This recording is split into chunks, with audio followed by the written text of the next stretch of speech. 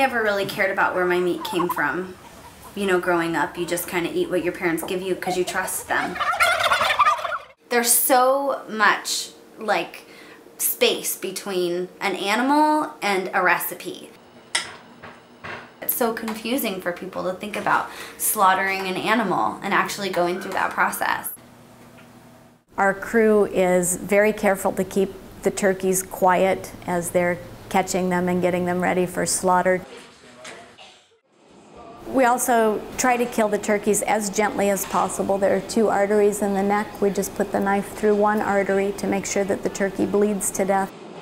This keeps the turkey a lot more comfortable. It also makes sure that the mode of death is bleeding to death, which is the best for the quality of the meat. After the turkey's completely dead, it goes into the scalder, which is a hot water bath that loosens the feathers. And then each turkey is hand eviscerated. There is some confusion around the whole life and death and celebration. How am I going to wrap my head around the fact that I'm going to eat one of these turkeys, I'm going to put it on my table, and it's going to be a family holiday, and we're all going to celebrate and smiling at the hand of this poor innocent animal.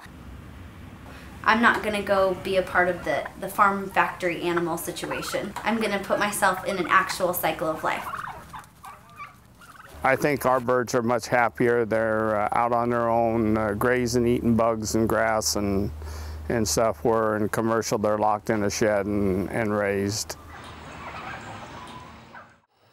People have been doing this for a really long time. This is how our ancestors ate, and this is kind of the cycle of life. Everything that I do is for my children.